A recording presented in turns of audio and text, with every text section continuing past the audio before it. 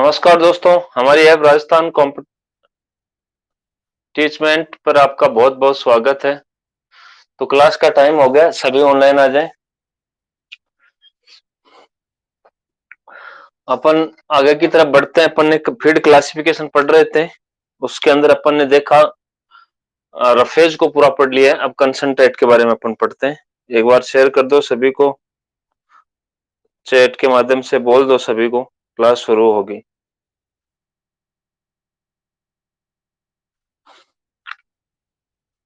22 जने हैं ऑनलाइन, चलो ठीक है। प्रदीप सियाग, मोनू राठौड़, अमित कुमार, डॉक्टर अशोक जाटोलिया, रणवीर सिंह, योगिता बगड़िया, पिंकी जाखड़। तो आज अपन स्टार्ट करेंगे कंसंट्रेट, बांट।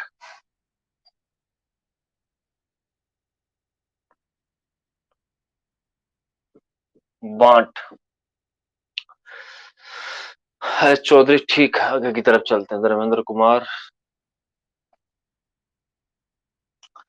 तो देखो, बांट जो कंसंट्रेट है, इसको अपन ने दो भागों के अंदर वर्गीकृत किया गया है। कंसंट्रेट को अपन क्या देखा था?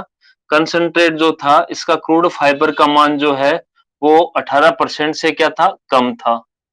18% से क्या था, कम था। टीडीएन की वैल्यू जो है वो 60% से ज्यादा थी। ये अपन पिछली क्लास के अंदर पढ़ चुके हैं। और एनएफई की मात्रा भी इसके अंदर, एनएफई की मात्रा थी वो रफेज की तुलना में ज्यादा थी। ठीक है। अब कंसंट्रेट को प्रोटीन की मात्रा के आधार पर, सीपी के आधार पर दो भागों के अंदर वर्गीकृत किया गया है। सीपी के आधार पर, सीपी के आधार पर। सीपी का मतलब होता है, सीपी का पूरा नाम होता है क्रूड प्रोटीन। क्रूड प्रोटीन, कच्ची प्रोटीन, कच्ची प्रोटीन। अर्थात भोजन में उपस्थित कच्ची प्रोटीन की मात्रा को, भोजन में उपस्थित कच्ची प्रोटीन की मात्रा को अपन सीपी बोलते हैं। क्या बोलते हैं? भोजन में उपस्थित कच्ची प्रोटीन की मात्रा को अपन क्या बोलते हैं? सीपी बोलते हैं। और सीपी से रिलेटेड ही होता है डीसीपी। डीसीपी जिसको अपन क्या बोलते हैं? Digestible crude protein.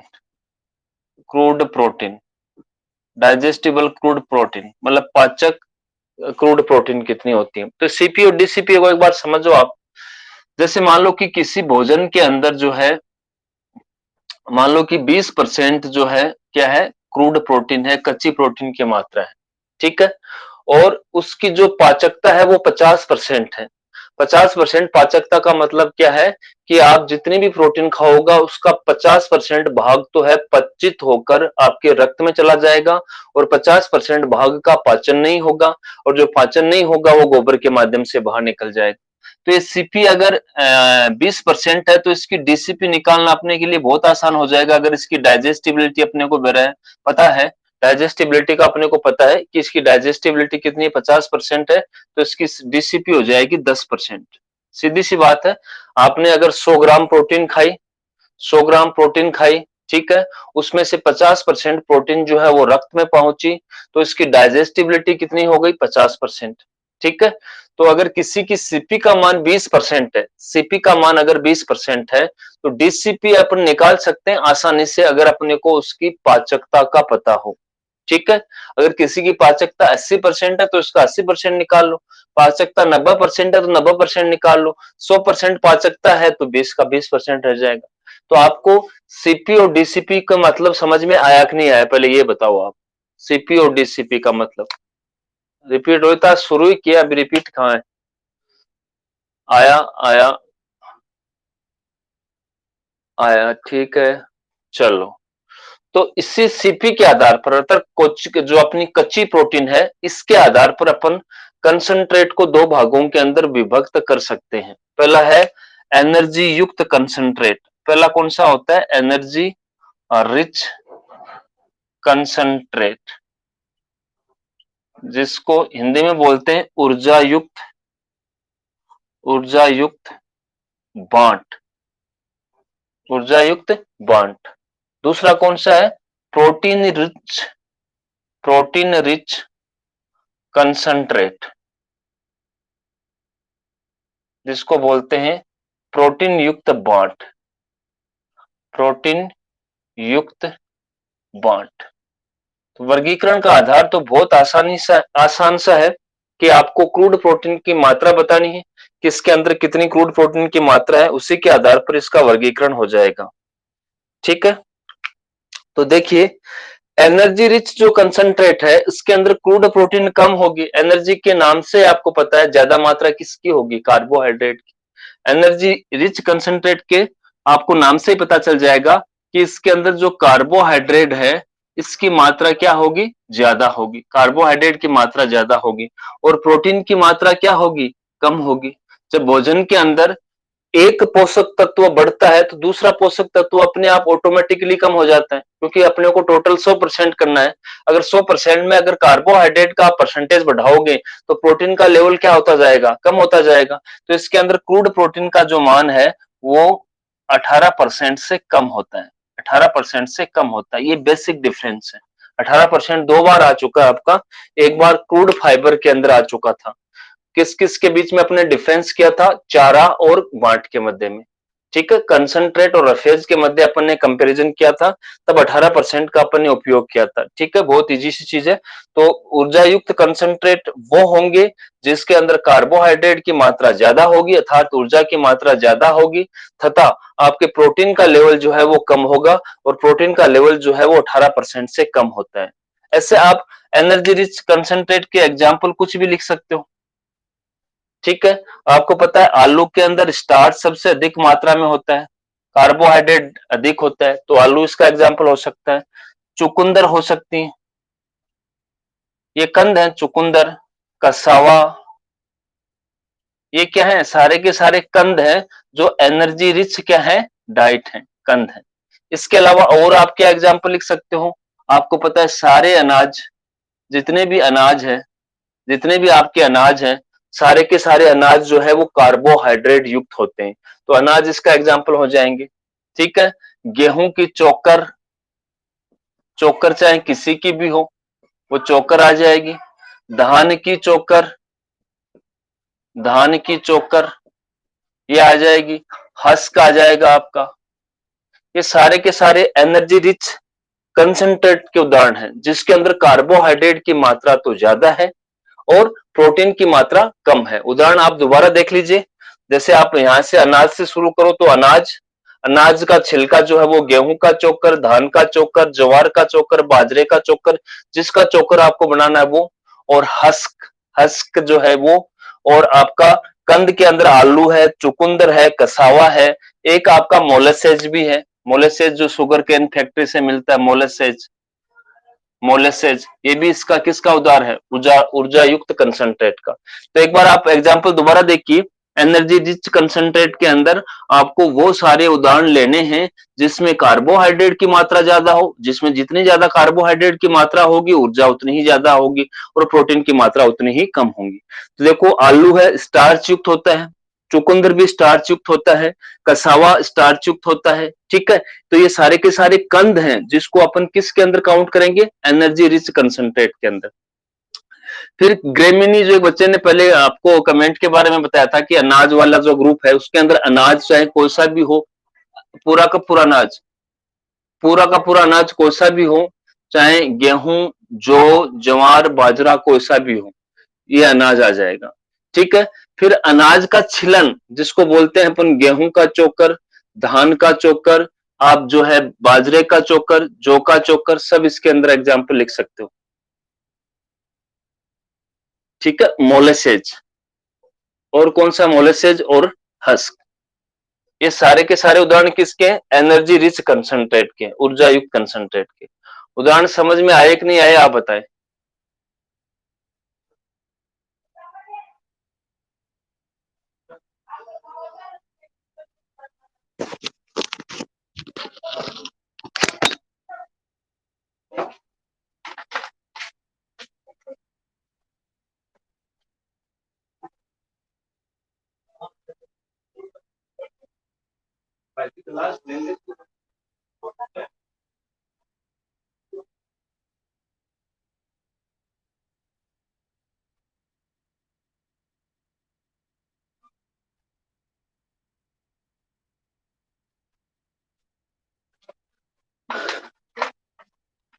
तो कोई दिक्कत आई होगी?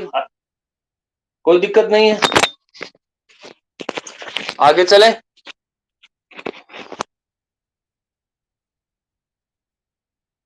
नो नो नो, यस, चलो आगे की तरफ चलते हैं। अब अपन इसको प्रोटीन रिच कंसंट्रेट को ऊपर लिख देते हैं, जगह अपने पास पूरी मिल जाए।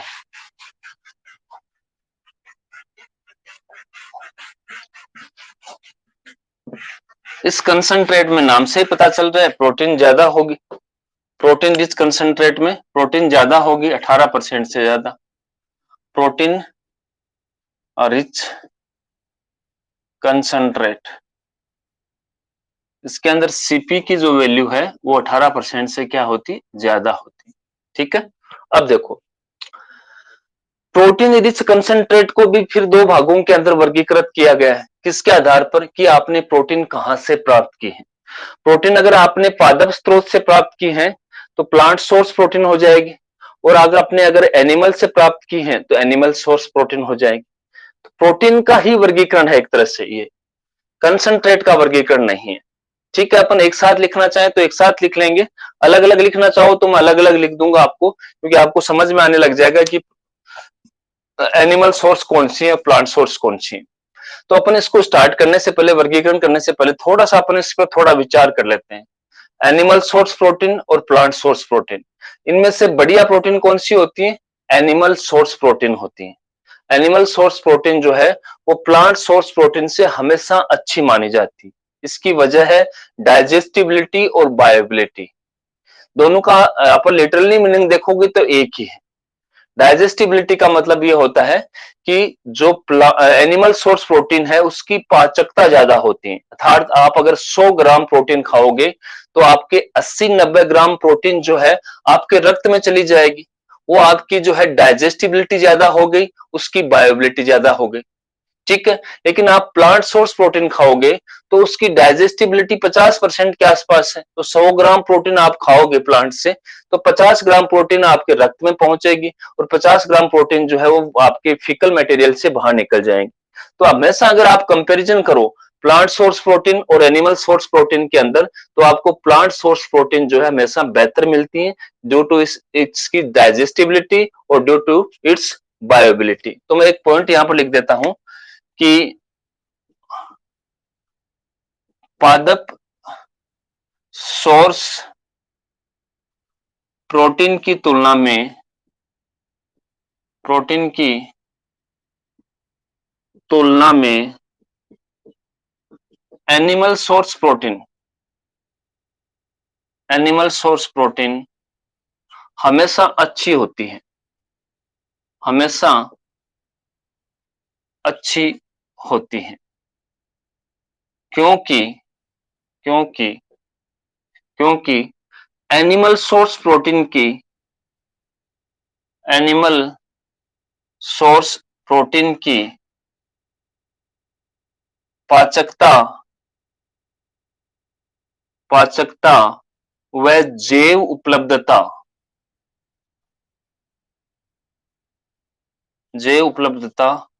हमेशा अधिक होती है, अधिक होती है। तो ये पॉइंट आपको हमेशा याद रखना है कि अगर आप प्लांट सोर्स प्रोटीन ले रहे हो तो वो कम कारगर होगी किसकी तुलना में? Animal source protein. Animal source protein कौन कौन से? अभी मैं थोड़ी देर में आपके सामने सारे एग्जांपल आ जाएंगे। प्लांट सोर्स के भी अपन, जानवरों के अपन सोर्स पढ़ लेंगे, ह्यूमन बींग्स के अपन ऐसे अपन डिस्कशन कर लेंगे। प्लांट सोर्स में आपको पता ही है कि ह्यूमन बींग्स के लिए देख लेते हैं अपन, जानवरों के लिए तो अपन केक खिलाते हैं बस, अपने पास केक होती है तो विभिन्न प्रकार के अपन केक देख लेंगे।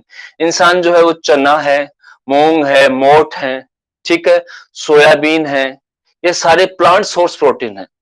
आप एक चीज देखो तो धरती पर सबसे ज्यादा प्रोटीन जो है प्लांट सोर्स के अंदर, सोयाबीन के अंदर मिलती है। प्लांट सोर्स के अंदर सोयाबीन के अंदर मिलती है, जो 49% के आसपास होती है। लेकिन उसकी पाचकता देखो कितनी है, 50% है। इसलिए सोयाबीन प्रोटीन का भरपूर स्रोत होते हुए भी घटिया क्वालिटी की प्रोटीन में काउंट किया जाता है। आपको कभी बॉडी बिल्डर ने कभी, या आपने कभी ऐसे बोला है कि आप ये प्रोटीन ज्यादा खाओ आपकी मसल ज्यादा बन जाएगी? क्यों? क्योंकि उस प्रोटीन की क्वालिटी घटिया है, उसके अंदर पोषक विरोधी तत्व बहुत हैं। ट्रिप्सिन इनहिबिटर है, जो क्या करेगा, आपकी प्रोटीन पाचक एंजाइम को ही खत्म कर देगा।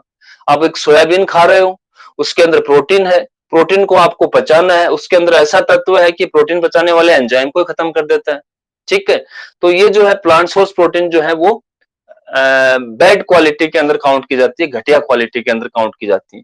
जबकि आपकी एनिमल सोर्स प्रोटीन जो है उनकी पाचकता ज्यादा होगी। आप अंडा लो, अंडे की जो है नेट प्रोटीन यूटिलाइजेशन लगभग 100% माना जाता है, मतलब उसकी पाचकता लगभग 100% मानी जाती है, उसकी बायोबिलिटी लगभग 100% मानी जाती है। तो आपने अंडे से अगर 6 ग्राम प्रोटीन खाई, आपने अगर आप कंपैरिजन ऐसे करो कि सोयाबीन से आपने 100 ग्राम प्रोटीन ली और अंडे से 100 ग्राम प्रोटीन ली, तो अंडे की 100 ग्राम प्रोटीन सारी की सारी आपके रक्त में चली जाएगी, उसकी पाचकता 100% है, उसकी जो बायोबिलिटी है वो 100% है। ऐसे ही अगर आपने 100 ग्राम प्रोटीन अगर आपने सोयाबीन से खाई, तो उसकी पाचकता कितनी है, 50% है, 50 ग्राम प्रोटीन आपके रक्त में जाएगी। ठीक है, तो अपन कंपैरिजन इसी आधार पर किया है, पाचकता और बायोबिलिटी के आधार पर। शायद आपको ये समझ में आ गया होगा, बहुत इजी सी चीज है। तो हमेशा जो प्लांट सोर्स प्रोटीन की तुलना में एनिमल सोर्स प्रोटीन जो है बढ़िया प्रोटीन मानी जाती है, ऐसा विज्ञान मानती है। ठीक है, आगे की तरफ बढ़ते हैं। अब प्रोटीन सोर्स इसको भी अपन जो है दो भागों में बांट सकते हैं कि प्रोटीन डिश के अंदर प्लांट सोर्स कंसंट्रेट, ठीक है, और एक एनिमल सोर्स। इनके एग्जाम्पल देख लेते हैं, बस अपना चैप्टर खत्म हो जाएगा। ठीक है, प्लांट सोर्स के अंदर पादपों को क्या खिलाया जाता है, जंतुओं को क्या खिलाया जाता है, जंतुओं को क्या खिलाया जाता है, केक्स खिलाई जाती है। इसका सबसे बढ़िया एग्जाम्पल क्या है, केक। क्या है, केक। ठीक है, जिसको अपन खड़ी या खड़ बोलते हैं, खल।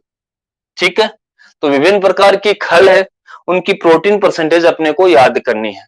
ठीक है, तो मैं एक एक खल आपके सामने लिखता हूं और उसकी प्रोटीन परसेंटेज भी अपन लिखते जाते हैं। सबसे पहले आपकी आती है cotton seed cake. Cotton seed cake, cotton seed cake कितनी होती है, कॉटन सीड केक का बताओ, 28 से 30। सर्विस्टा शिवरान सही आंसर। 28 से 30% के आसपास इसकी सीपी होती है। ठीक है, अगला पॉइंट कॉटन सीड केक से संबंधित अगला पॉइंट है। 28 से 30 हो गई, ठीक है, बढ़िया। अगला इससे आपने केक का प्लांट्स में क्यों लिखा है, केक प्लांट में आएगी ना। कपास जंतु होता है क्या, निर्मा पूनिया, कपास जंतु होता है क्या, कपास जंतु होता है क्या, कपास हुआ, सोयाबीन हुआ, ये जंतु है क्या, समझ में आ गया। ठीक, अपन कहां से प्रोटीन प्राप्त कर रहे हैं ना। चल चलो, तो कोई बात नहीं, हो जाती गलती, सॉरी बोलने की कोई जरूरत नहीं, इतना वो टेंशन मत लिया करो। कौन सी आईएएस का इंटरव्यू चल रहा है ना, गलतियां होती रहती हैं। मैं कौन सा कोई ऊपर से थोड़ी है, यहीं से मैं सीख रहा हूँ, मेरे से भी गलतियां होती हैं, कोई बड़ी बात नहीं। चलो आगे चलते हैं। कॉटन सीड केक के अंदर आपको एक चीज याद रखनी है, इसके अंदर एक पोषक विरोधी तत्व होता है, उसका नाम बताइए। मैं चाय भी पी लेता हूँ साथ साथ में, आपके सुन भी लेता हूँ। रिंकू सही आंसर, जाटोलिया भी सही है, सही है, बिल्कुल सही आंसर आया है गोसिपोल। ये एग्जाम में आ चुका है, आ जाएगा, नहीं आया तो। गोसी पोल नामक पोषक विरोधी विरोधी तत्व पाया जाता है। ठीक है, इनका ट्रीटमेंट अपन बस एक लिस्ट बनाएंगे, जो बच्चे पढ़ते हैं उनको तो पता है, फिर भी अपन गोसीपोल का ट्रीटमेंट क्या करें, क्या इलाज करें इसका,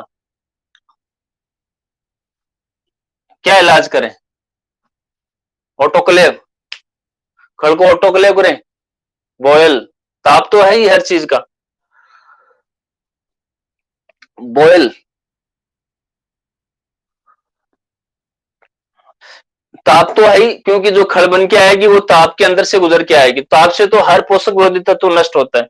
थोड़ा फेरस सल्फेट भी मिला सकते हैं अपन इसमें, फेरस सल्फेट मिलाकर खिलाएं, मिलाकर, ताप तो है ही, ताप तो हर जगह है, आपको कोई चीज नहीं ध्यान में आए तो पोषक विरोधी तत्वों को खत्म करने के लिए आप ताप का सहारा ले सकते हो। तो ये आपको कॉटन सीड केक में इतना याद रखना है कि क्रूड प्रोटीन 28 से 30%, पोषक विरोधी तत्व गोसिपोल महा इंपोर्टेंट है, बहुत भयंकर इंपोर्टेंट है, बहुत खतरनाक इंपोर्टेंट है। ठीक है, आ गया तो कोई बात नहीं, फिर भी आपको याद रखना है।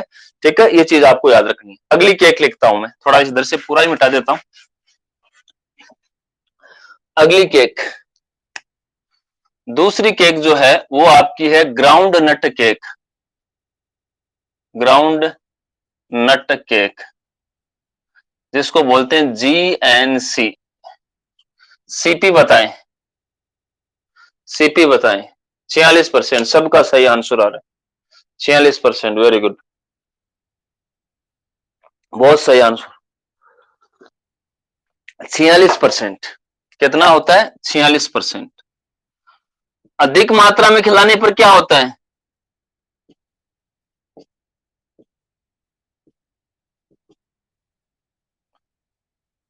अधिक मात्रा में खिलाने पर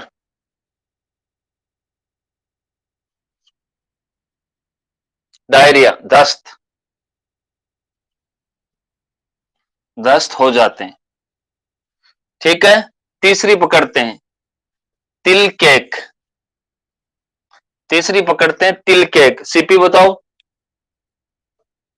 44%, इससे 2% कम, बिल्कुल सही है। तिल केक 44%। तिल केक की सीपी कितनी है? 44%। ज्यादा खिलाने पर दूध पर क्या असर पड़ता है?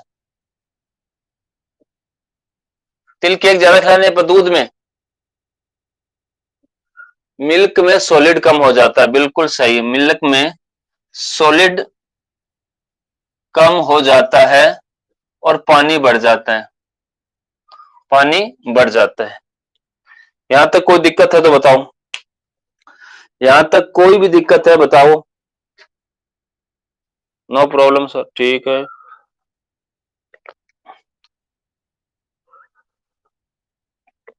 अगली अपन लिखते हैं soybean meal. Soybean meal, soybean की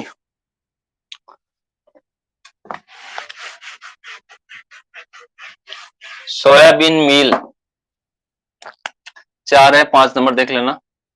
soybean meal CP, soybean meal की सीपी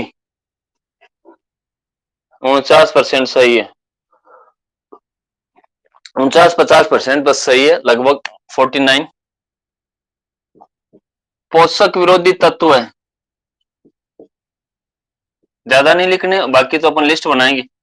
जो इंपॉर्टेंट है इंपॉर्टेंट बताओ। ट्रिप्सिन इनहिबिटर सही है, पहला मैंने लिख दिया। Trypsin inhibitors. और बताओ, गोइट्रोजेनिक बताया था, विटामिन ए वो भी सही है, गोइट्रोजेनिक। और अपन इसके पोषक विरोधी तत्व, जब पोषक विरोधी तत्व आएंगे तब उसके अंदर अपन देख लेंगे। गोइट्रोजेनिक का क्या मतलब होता है? गोइट्रोजेनिक का मतलब टाइप करके बताएं, गोइट्रोजेनिक।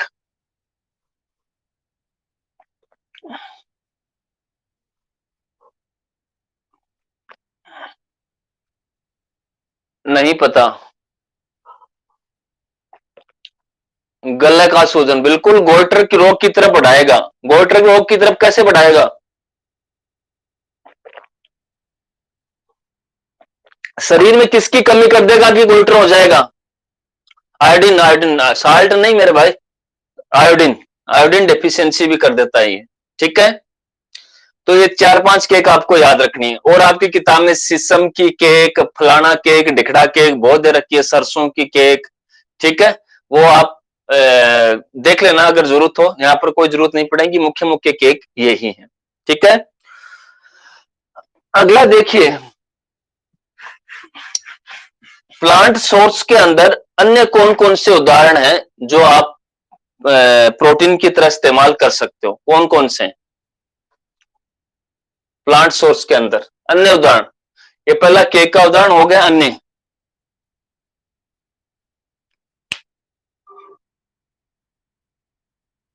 बताइए अन्य उदाहरण। फ्रूट्स, फ्रूट तो नहीं, कार्बोहाइड्रेट ज्यादा होता है। आपने आजकल सुन रखा है ना, नई नई फीडिंग चल रही है, मैंने वीडियो भी डाल रखा है, एक सवाल का वीडियो डाल रखा है, ध्यान में हो तो। एजोला फीडिंग नहीं सुना क्या? एजोला, एजोला फीडिंग, एजोला सेवाल, स्पाइरुलिना सेवाल, स्पाइरुलिना सेवाल, ठीक है।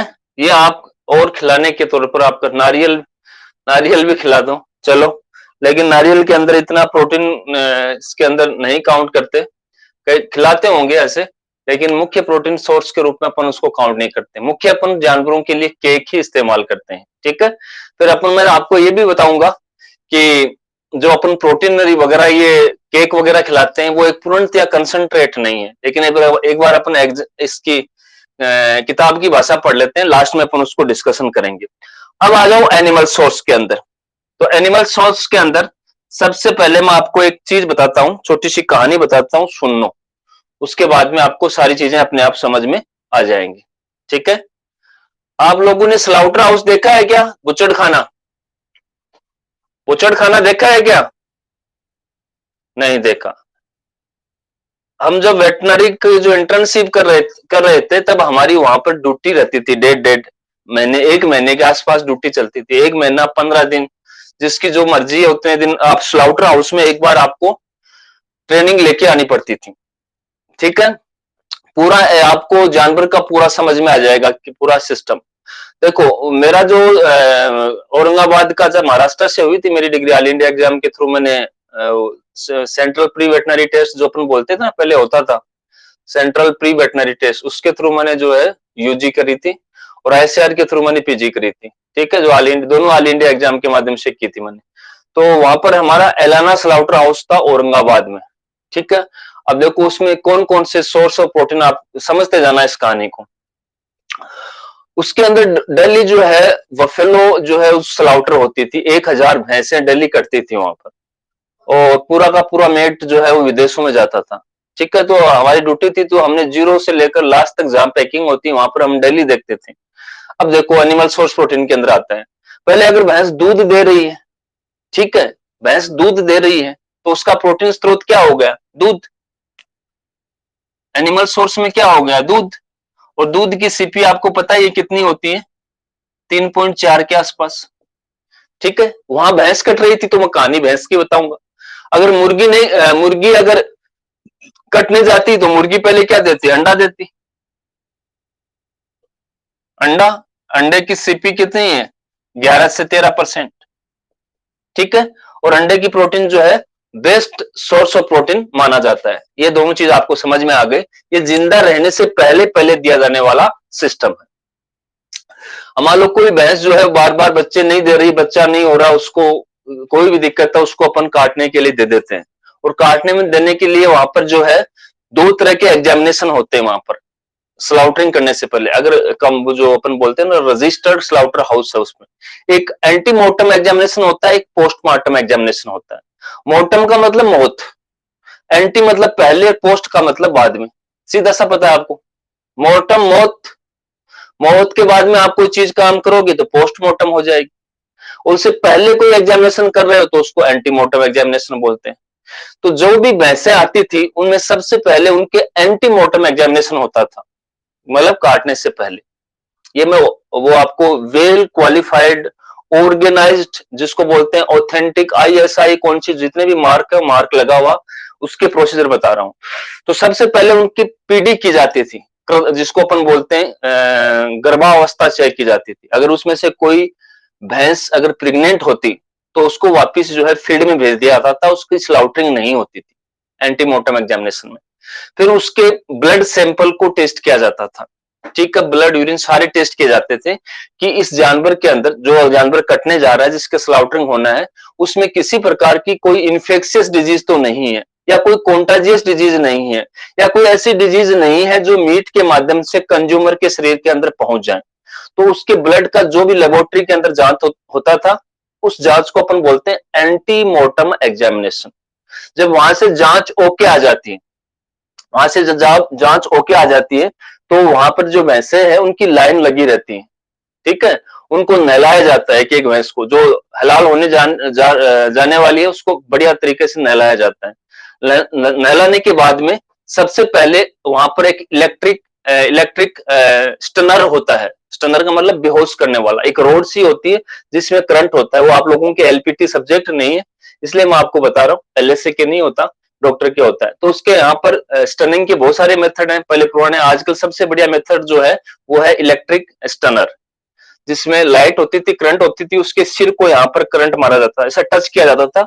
टच करते ही भैंस जो है बेहोशी, अनकॉन्शियस चली जाती थी। तो उसके पीछे वाले पैर को पुल्ली से बांध देते थे, भैंस लटक जाती थी, ठीक है। थोड़ा आगे की तरफ जाओगे तो उसको पर जो भी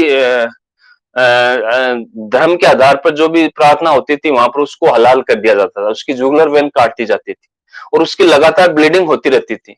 जैसे जुगलर वेन काटोगे तो ब्लीडिंग होती रहेगी, जानवर तड़पता रहेगा, उतनी ज्यादा ब्लीडिंग होती रहेगी। उस ब्लड को नालियों के द्वारा एक जगह इकट्ठा कर लिया जाता था, उस ब्लड को नालियों के द्वारा एक जगह इकट्ठा कर लिया जाता था। उससे तीसरा आपका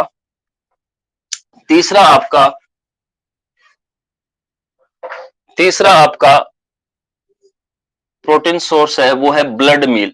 क्योंकि 1000 भैंसों को आप काटोगे तो उसका ब्लड, बहुत सारा ब्लड इकट्ठा होगा, वो नालियों के माध्यम से। हाँ हाँ, रुक जा अंकिता, रुक तू, अरे रुक जा राफिस, रुक 1 मिनट, ठीक है। पहले कहानी तो सुन लो, कभी जिंदगी में कोई सुनाने वाला भी नहीं मिलेगा, ना कहीं देखने को मिलेगा तुम्हारे, ठीक है। तो वहां पर जो ब्लड, बहुत सारा ब्लड डेली आता था, उस ब्लड को इकट्ठा कर लिया जाता था। और ब्लड की सीपी आपको पता ही कितनी, 80% के आसपास होती है, ठीक है। अब देखें, ब्लड मिल बना लिया। ब्लड मिल बनाने के बाद में आप क्या करते थे, अब वो जानवर की मशीन ऑटोमेटिकली पुल्ली पर चलती रहती थी, वो भैंस आगे की तरफ। और भिन्न भिन्न जगह पर ऐसे बहुत सारे जो मजदूर खड़े रहते थे। किसी को जैसे यहाँ बीच में से चीरा मारना, तो एक चीरा ही मारता था, फिर आगे जाता था, किसी को स्किन निकालना, ऐसे अलग अलग काम बटे रहते थे, ठीक है ना। बोनलेस, बिना हड्डी का जो मीट है वहां पर बनता था। ऐसे करते करते उसके पीस होते होते फाइनली जो है जहां पैकिंग होता है, वहां पैकिंग से थोड़ा सा पहले मीट को छीला जाता था, क्योंकि मीट के ऊपर से, जो मीट के अंदर जो हड्डी थी, उसको बाहर निकाला जाता था, ठीक है। तो अब हड्डी आप बाहर निकालोगे तो जो मैन मीट अलग होने के बाद में कुछ छिलन रह जाती थी, वो नीचे गिर जाती थी, जिसको मीट स्क्रैप बोलते हैं। मीट स्क्रैप, आप हड्डी है, इसको ऐसे मान लो ऊपर मीट है, तो इसको आप ऐसे खरोंच के निकालोगे तो कुछ आपकी खरोंच नीचे गिर जाती है, जिसको मीट स्क्रैप बोलते हैं। क्या बोलते हैं? मीट स्क्रैप, मीट का छिलन, मीट का छिलन। और इसमें सीपी होती है आपकी 40% के आसपास, ठीक है। ये भी जानवरों को खिलाने के लिए काम में ली जाती है, प्रोटीन सोर्स के रूप में, ठीक है। फिर आपका मीट आ जाता है, प्रोटीन सोर्स। लेकिन जानवरों को मीट खाने को बहुत कम मिलता है, अपने जितने जानवर हैं, इसलिए अपन उसको सोर्स में नहीं लिखेंगे, है ना। बहुत ही वो तो रईस जानवर होते हैं, उनको खाने को मिलता है। और मीट की जो प्रोटीन परसेंटेज आपको पता है, 20% के आसपास प्रोटीन होती है, ठीक है ना। तो मीट भी लिखो तो आप लिख सकते हो, अगर मीट जो है, मीट की सीपी लगभग 20% के आसपास होती, ठीक है। अब देखो, छिलन अलग कर लिया आपने, छिलन अलग करने के साथ साथ में आपने हड्डियां भी अलग कर ली। आपने क्या अलग कर ली? हड्डियां कर ली। अब बहुत सारी हड्डियां इकट्ठी हो गई, अब बहुत सारी हड्डियों को क्या आप गाड़ोगे? नहीं, उससे आप खाना बना लोगे, जिसको बोन मील बोलते हैं। जैसे आते हैं ना, कुत्तों की हड्डियां भी आती हैं, कई जानवरों के लिए आती हैं, तो उसको अपन क्या बोलेंगे? Bone meal. और बोन मील के अंदर मुख्य भाग क्या होता है आपका? कैल्शियम प्रोटीन तो कम होता है, कैल्शियम 30% होता है, फास्फोरस उसका लगभग 15% होता है। तो ये दो, कैल्शियम और फास्फोरस आपको याद रखना है, ठीक है। तो ये बोन मिल, जो हड्डी आपने अलग करी थी, वो हड्डी से बोन मिल आपका बन जाता है, ठीक है। अब देखो, जानवर को जब भी काटते हो तो उसके शरीर के अंदर से जो खाना है, आहार नाल के अंदर जितना खाना था, वैसे माना जाता है कि जब भी कोई जानवर को काटा जाता है उसके 24 घंटे पहले आपको खाना बंद करना पड़ता है और ज्यादा देर तक भूखा नहीं रख सकते आप। ये सरकारी आदेश है, ऑफिशियल ऑर्डर है। ठीक है। पानी आप लगातार लास्ट तक पिलाते जाओ। भोजन रोक, खाना रोकना और पानी पिलाने के पीछे भी सिद्धांत होता है कि आप पानी पिलाते जाओगे तो जितना भी फीकल मटेरियल है वो सारा का सारा गोबर के माध्यम से बाहर निकल जाएगा, फिर उसकी आहार नाल जो है वो खाली रहेगी, लेकिन पूर्णतः खाली नहीं हो पाती। उसमें भी कुछ ना कुछ जो है घास जो खाया हुआ उसका पेट के अंदर खाना वो बाहर निकलता है। फिर उस सारे घास को जो पेट के अंदर से जो खाना निकला हुआ उसको भी एक जगह इकट्ठा कर लिया जाता है और इकट्ठा करके उसकी खाद बना दी जाती है। क्या बना दी जाती है? खाद बना दी जाती है। इस प्रकार से स्लाउटर हाउस में अगर जानवर की मीटी भी गिरी तो उसको भी उपयोग कर लिया जाता है। फिर उस मीट को, जो बोनलेस मीट है, उसको 1 केजी या 2 केजी 1 केजी के आसपास उसकी पैकिंग बना के चिलिंग सेंटर में डाल दिया जाता है। वहां से फिर जो है आप कोल्ड चेन मेंटेन करते हुए विदेशों के अंदर उसको क्या कर दिया जाता है? एक्सपोर्ट कर दिया जाता है। ये चीज समझ में आई कि नहीं है? ये स्लाउटर हाउस की कहानी है। आ गई प्रदीप सियाग? हाँ जी हाँ। ब्लड क्लॉट नहीं होता? क्या होता है ना ब्लड क्लॉट, क्लॉट ही ब्लड होता है। वो ब्लड मिल्क के अंदर क्लोटेड ब्लड ही होता है, पूरा क्लोटेड ब्लड ही होता है। ठीक है। आप गया? Yes sir, interested. चलो ठीक है। स्लाउटर हाउस आपने नहीं देखा लेकिन अजम्पशन आप कर सकते हो स्लाउटर हाउस के बारे में। तो ये आपके एनिमल सोर्स के प्रोटीन है, सारे प्रोटीन आ गए। ठीक है, काम काम के सारे प्रोटीन भी आ गए, कहानी भी आपको समझ में आ गई। ठीक है, यही आपकी किताबों में दिए हुए। तो ये एनिमल सोर्स प्रोटीन। इसके साथ ही अपना जो फीड स्टफ का क्लासिफिकेशन है वो कंप्लीट होता है। ठीक है, मैं आपको एक बात बता रहा था कि बांट जो बोलते हैं वो अपन बांट में अगर आप देखोगे, ये आपको लिखने की जरूरत नहीं है, समझने की जरूरत है, क्योंकि मेरा इस पर रिसर्च वर्क किया हुआ है। बांट अकेले उसको नहीं बोलते कि आपने केक खिला दी तो उसको बांट बोल दिया, नहीं। बांट के अंदर जो है आपको 5 चीज मिक्स करनी पड़ती है: कार्बोहाइड्रेट स्रोत, प्रोटीन स्रोत, फैट स्रोत, विटामिन और मिनरल्स। पानी का कोई काउंट नहीं करते क्योंकि पानी तो इस फीड फॉर्मुलेशन के अंदर काउंट नहीं होता, क्योंकि हर चीज ड्राई मैटर बेसिस पर की जाती है पानी निकालने के बाद। तो इन सभी चीजों का उपस्थित हो, ये पांचों चीजें अगर आपने किसी फीड के अंदर मिक्स कर दी तो वो फीड बांट कहलाता है। जैसे आपको मान लो कि 21% परसेंटेज की क्रूड प्रोटीन वाला आपको बांट बनाना है, तो प्रोटीन को आपको 21% ही रखना है और अधिकतम 60 से 70% भाग आपको किसका रखना है? कार्बोहाइड्रेट का रखना है। ठीक है, आपको पता है 1-1% के आसपास विटामिन और मिनरल्स मिलाए जाते हैं और बीच वाली जो है फैट मिलाई जाती है। तो आपने प्रोटीन सोर्स केक ले लिया तो उसके अंदर आपको बाजरा भी मिलाना पड़ेगा, 60-70% तो बाजरा ही होगा। ठीक है, 21% का बना रहे हो या 20% का बना रहे हो तो 20% ही आपको केक यूज करनी है। ठीक है, 1-1% आपको मिनरल मिश्रण मार्केट से मिलेगा, आपको विटामिन भी मार्केट से मिलेगी, वो उसके अंदर मिक्स करनी है, और बचा हुआ परसेंट आप फैट, चाहे आपके लिए कोई भी ऑयली प्रिपरेशन हो जो मार्केट में सस्ता से सस्ता हो, कोई भी ऑयली प्रिपरेशन हो, फैट का स्रोत हो, उन सबको मिला दोगे तो वो कहलाएगा बांट। और उस बांट पर ही विदेशों के अंदर जानवर जो है उसी बांट पर रियर किए जाते हैं, उसी पर पाले जाते हैं। ये अपना जो तूड़ी बूड़ी ये जो भी है ना, स्ट्रो वगैरह, ये तो नीचे बिछाने के लिए काम में ले जाते हैं, थोड़ा बहुत वो डालते हैं तो ग्रीन फोडर डालते हैं। ठीक है, उनकी पूरी की पूरी डेयरी जो है वो किस पे चलती है? कंसंट्रेट पे चलती है। उसमें वो 5 घटक का होना जरूरी है और शरीर में वो 5 घटक ही होते हैं। ठीक है, अपना शरीर भी 5 चीजों से बना हुआ, छठा पानी है जो आराम से पीने को कहीं से बढ़िया से बढ़िया मिल जाता है। ठीक है, तो आज की क्लास में इतना ही, कल अपन नया टॉपिक शुरू करेंगे। ठीक है, आज थोड़ी आपको पता है गर्मी भी ज्यादा थी तो हेडेक मेरा अभी भी हो रहा है, इसलिए आपका वो टेस्ट नहीं ले पाया क्योंकि उसमें टाइपिंग वगैरह भी करना पड़ता है। ठीक है, क्विज वाला, पर कोई बात नहीं, लेते रहेंगे, चलता रहेगा, आप तो जोड़ते जाओ बच्चों को। Okay bye, good night.